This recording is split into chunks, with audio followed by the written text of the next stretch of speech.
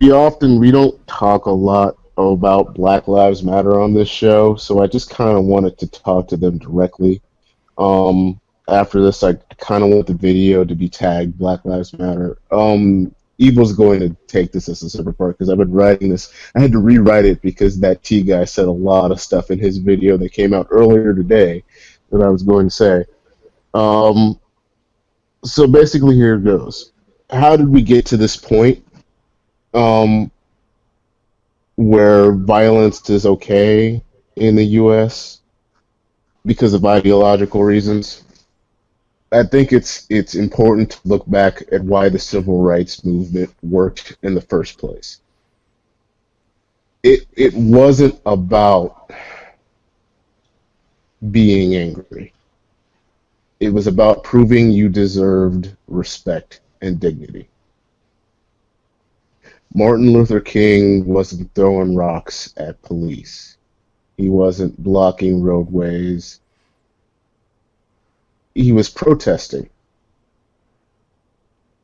to prove a point that they weren't allowed to protest. That's where all those fire hoses and getting dogs sicked on them, all that imagery was important because it humanized these men.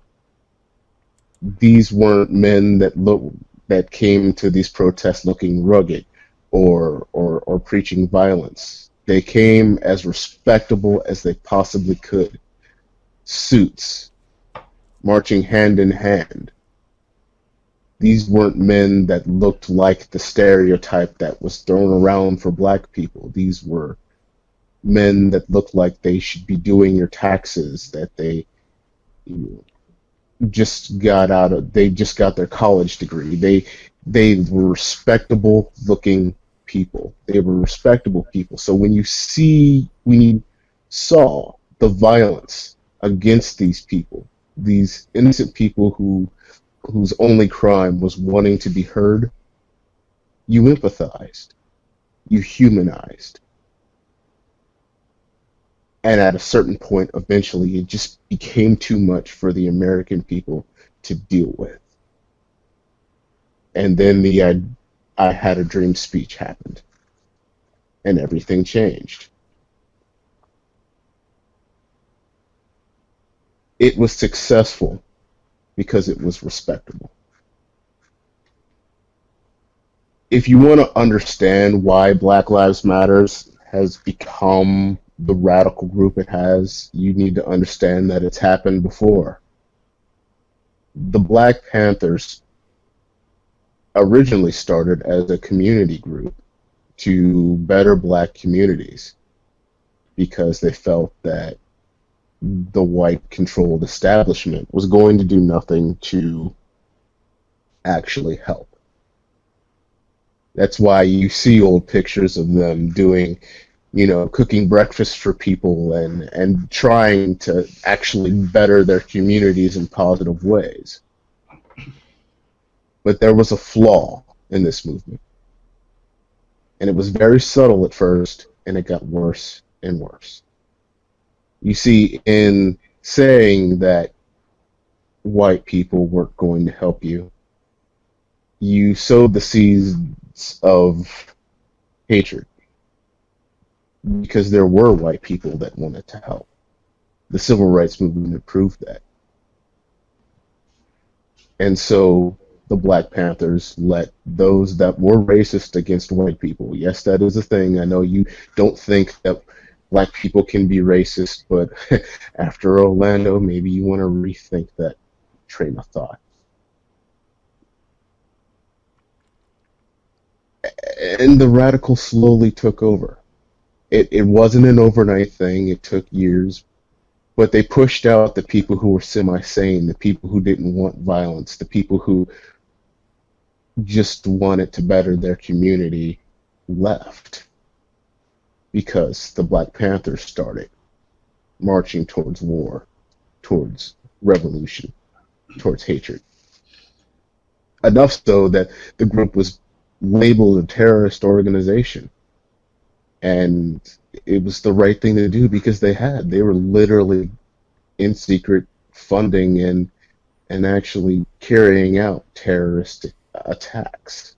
This isn't something that's talked about because it's so hush hush and it sounds racist when you bring it up to people, and that's the problem.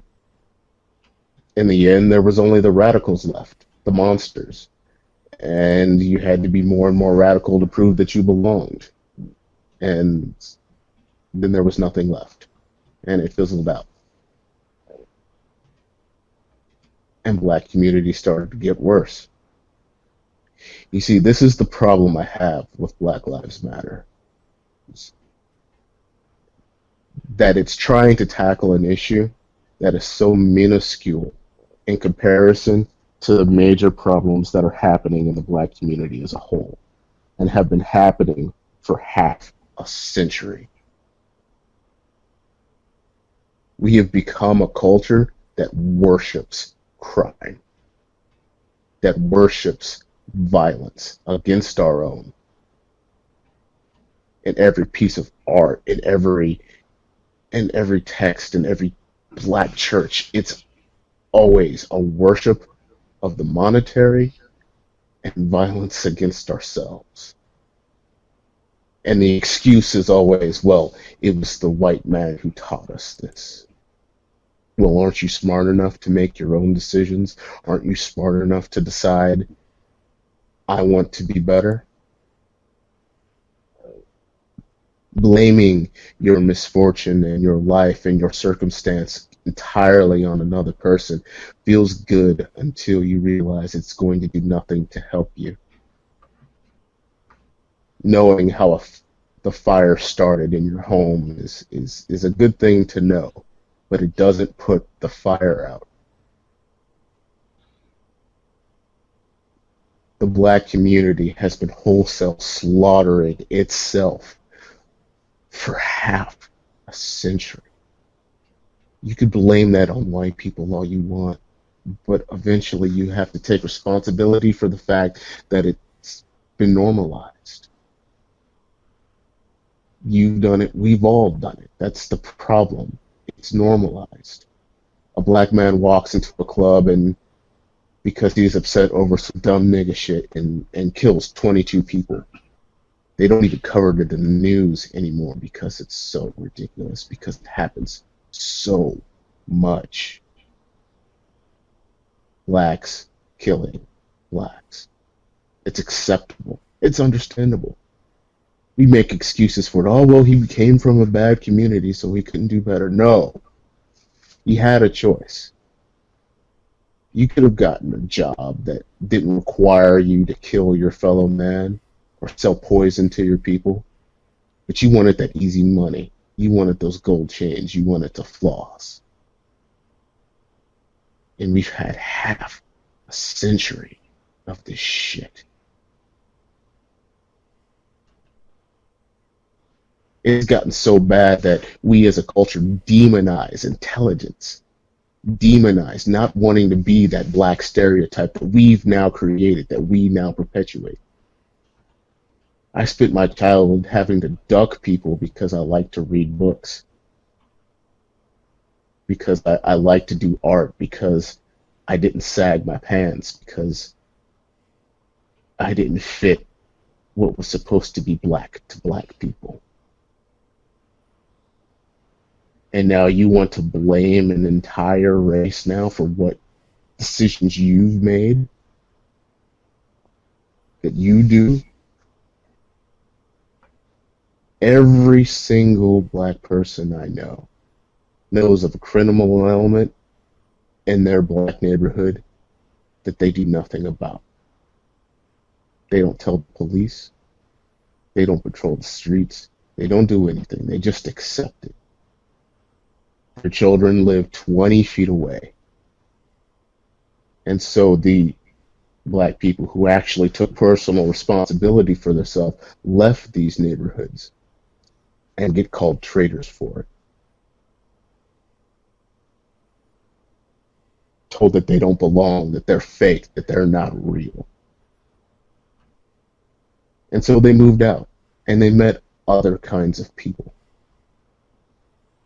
And yes, there was some frustrations in the beginning, and yes, there was some racism to deal with, but they learned something.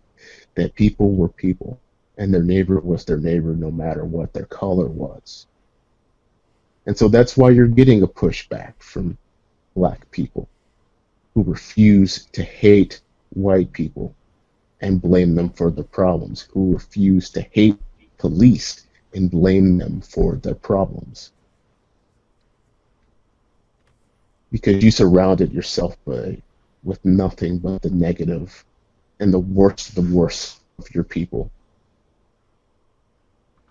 And so, like the Panthers, the Black Lives Matter movement is now becoming a terrorist organization because it refuses to call out those among their own that preach hatred and preach violence. A couple days ago, a group of Black Lives Matter protesters decided to block a highway, as they've kept doing. This is illegal, by the way.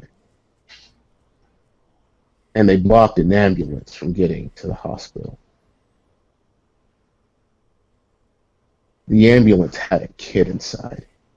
I guess because he was a white kid and they were white parents, that didn't matter. And the kid almost died. The kid didn't because another ambulance showed up going the other way to rescue the kid from the ambulance rather than just let the ambulance through to the hospital. They had to cross Martin Luther King Boulevard. Had an extra little sting to that. Your protests do nothing. And because they've done nothing, they've become more and more violent and more extreme. And they're going to continue to because you refuse to actually deal with the problems constructively. You talk of this establishment that wants to bring you down, but you refuse to take part in it in order to make it better from the inside. You can join the police force and better your neighborhood. You could get a law degree, become a defense attorney or a prosecutor, or hell, maybe a judge someday. So you can be in that courtroom to decide whether that black man you feel is unjustly being tried should really go to jail or not. But you don't. You sit back and you bitch and you whine and you yell at other people to fix your problems without ever taking responsibility for your own or the hatred you see around you. And so it's come to this. It's okay for the enemy to die. You're asking for empathy and you refuse to give it. That can never be successful. It would be successful if you were grabbing the hands of police officers and say, "You are my brother. Don't do this to your brother."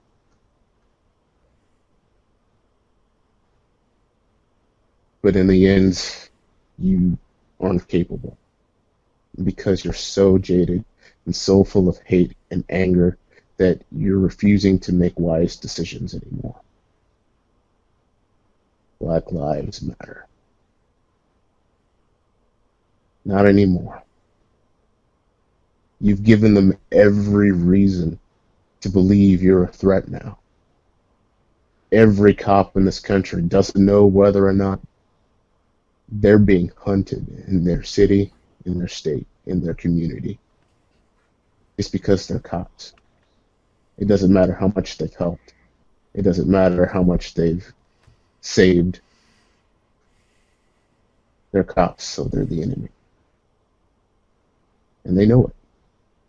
You've had the opposite effect. You've made things worse. Now black lives don't matter. And it's your fault.